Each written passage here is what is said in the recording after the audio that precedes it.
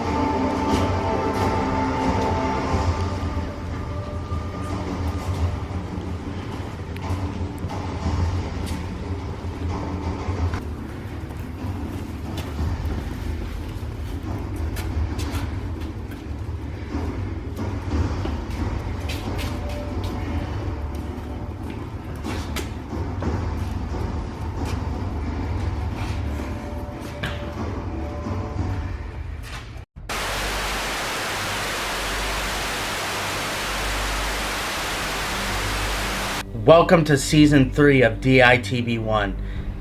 This season of DITB1 is going to be different. There is no easy way out. This season, we're going to be putting you all to the test. Everyone is going to have to prove themselves. Don Styles and Jordan, I'm going to need you guys to come stand up here. Don Styles, you have the DITB1 belt. And Jordan, you have the Rising Star belt. This season, these belts will not be playing any part, so you both can hang them up. The way this season's gonna work is 5 people will get the chance to go to Glorious and take part in this difficult ruling challenge I put together. This season is not an individual game anymore. For the first time, this game rides on teamwork. Over the years on DITB1, there's always been good guys and bad guys. A hero is a person who is admired and idolized for courage, outstanding achievement, and noble qualities. The heroes always compete with honor and respect. A hero never gives up and fights until they have nothing left. There's been so many heroes who represented these characteristics through their years on DITB1, such as the Underdog, 2016 MVP, and former DITB1 champ Alex Maldonado. DITB1 legend, one of the toughest competitors who ever stepped foot in DITB1, one of the biggest rivals through the years, Chance Beauregard, and one of Mount Rushmore's of Best One Network, DITB1 legend Trevor Kirk. The heroes have big shoes to fill. It's time for you to prove why you are a hero.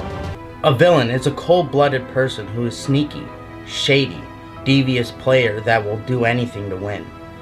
The villains don't care about anyone else's agenda but their own.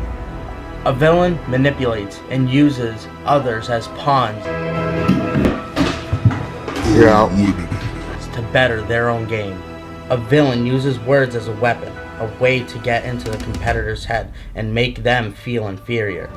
There's many villains who represented these characteristics through the years on DITB1, such as former Triple Threat member, one of the darkest, scariest competitors, the Hitman Gabriel, DITB1 legend, former 2013 MVP, the Mastermind Nick Bernier.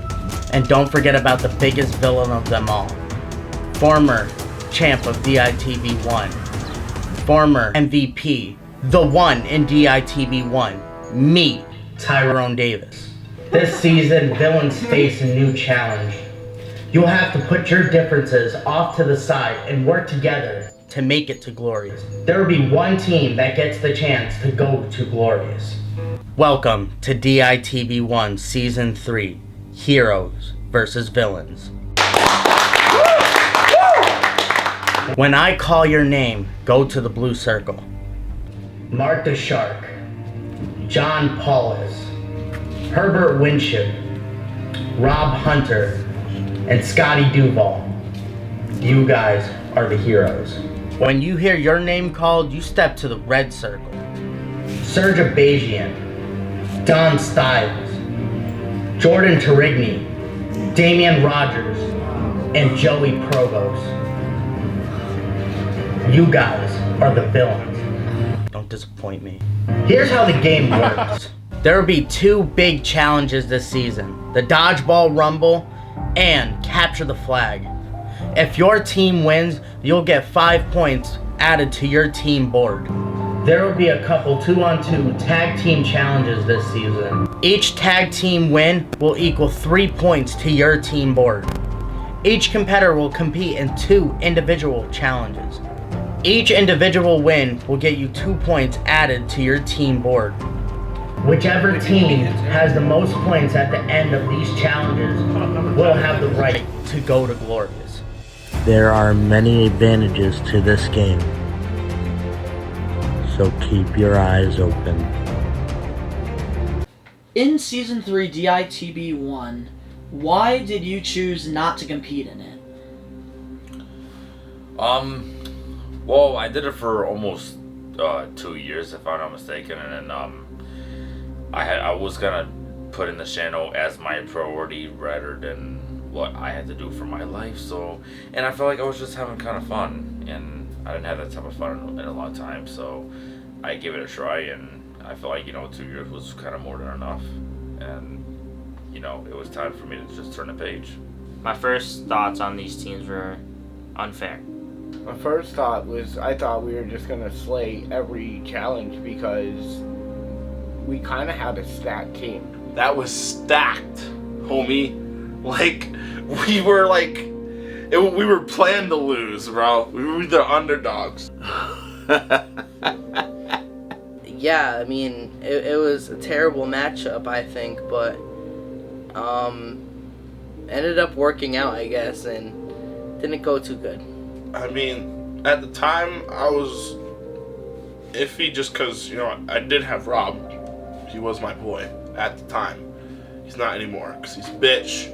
I had, let's face it, other than me, I had the Billionaires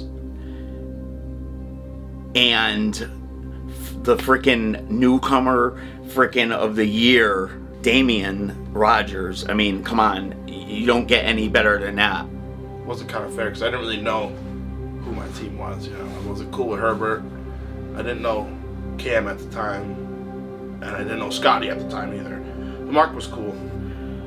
There was the hero side did have some good players to an extent with certain challenges itself, but we had certain people that have won so many challenges in the past that it kind of seemed unfair, but I understood why the teams got set up like that.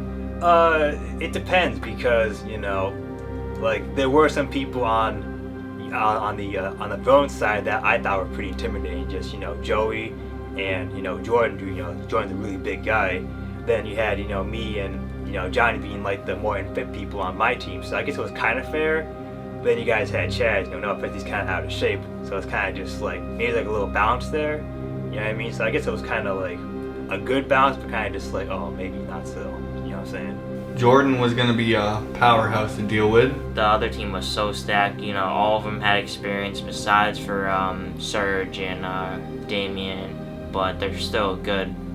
But it was, at first I'm like, these teams are this team's like the Jacksonville Jaguars, and this is like the Los Angeles Rams, I mean, maybe it was a little stacked, but that's the way it worked out. Hey, but no stopping the Billionaires.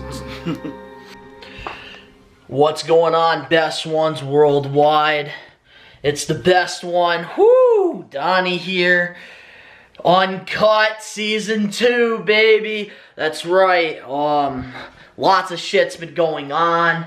The studio is still being currently worked on right now, and we are about a week away from the Season 3 DITB1 Hero vs. Villains tapings. And it's so exciting. Right now, the girlfriend, she's grabbing the wonderful box that we need to open up right here on Uncut. It's been a while since we've done Uncut. Special delivery for Best One Studios. In the process, they're going to be doing the wall starting tomorrow. So it's about exciting, but it should be done the week after the tapings, which obviously you're going to get all the details on Uncut, baby. Honors, but in case we're not wearing these anymore by the time this goes up, if we still are, kids, wear your mask. I'm home, so I don't need this mask. That should have been a Best One mask that you put on.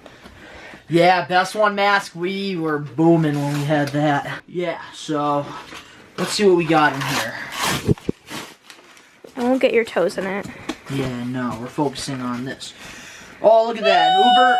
Uber Prince always out here with the stickers. You already know. Shout out to Uber Prince for always making our t-shirts. We got our packing slip right here with all the goodies, Which I know how to do all this crap because I do it at my actual job outside of YouTube. Also, and we got even more stickers as well. I wonder if they recognize, every time they you send an order through, they're like, oh, There he is again. Alrighty, so I don't know which ones these are, okay, guys? So bear with me. I'm probably gonna have to hang these up on hangers before the tapings, just to keep them in good condition. Ooh, I have a good feeling about this one. I think. Please tell me it's me. Please tell me it's me. Please tell me this is me. Is this me? It's you! Hey, let's get it! Okay, so the front, guys, this is what the front looks like for the villain shirts. Oh my gosh. Got the DITB1, which shout out to my graphic designer out there, YTB, on the freaking t-shirt. What do you think about that? That's fire. It's focusing. Oh my god, it looks so good. And then you obviously got Don, #1, because I'm the best one, Styles. That's right, which... This shirt's a major W right here. I'll show you guys a hero shirt. Might as well. Because I think I'm going to open up all of them because I'm sure every cast member is going to want to see how their shirts look. And got something for Uncut / Unbox It, whatever I upload it on. I'm going to guess this is Mark the Shark. No. No? Ah, Scotty Duval! This actually came out pretty good. That looks really good. That looks pretty good. Shout out to my graphic designer once again, YTV, link down below. But, yeah. It's got the name, number, last name, Hero versus Villains logo. Can't go wrong with that. We are taking this whole pandemic thing very serious. I know a lot of people aren't taking this as serious as they should be, but we are taking this as serious as possible. And we also still, our goal at the end of the day is to put on the best content, the best possible show for you guys out there, the supporters, the best ones out there.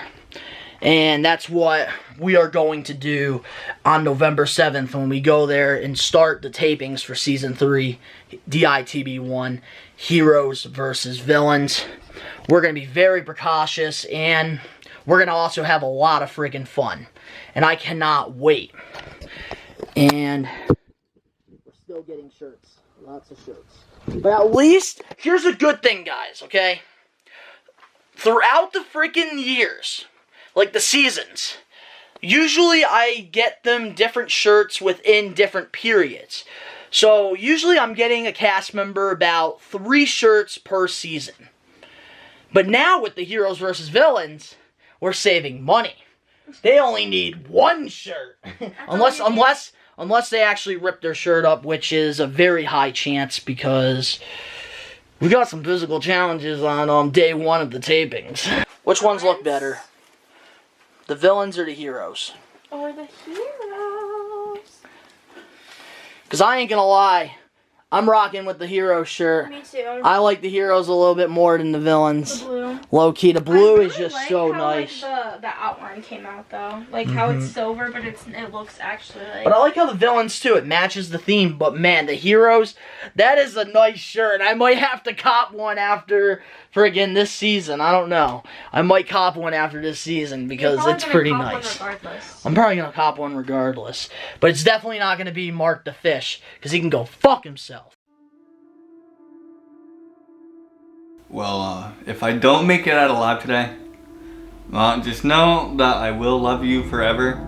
The first time since February that I'm getting ready to compete this season. I got you. Damn. You love, and you still love. You can't. You should have been camping. As soon as it got done, I was like, you know, I'm just gonna walk up to him and be like, you mother effer. Like, what the? Yeah, it was dope. He's out. We won. We won. Anytime I have a chance to, you know, take out Jordan, anything, it feels good because we've been like, you know, pretty good rivals. So the fact that I got him out last felt really, really good. Who was the last person to come out on the actual field? Like, was the Mark? Yeah. Was the last. So why was there no timer that said that when he was getting out?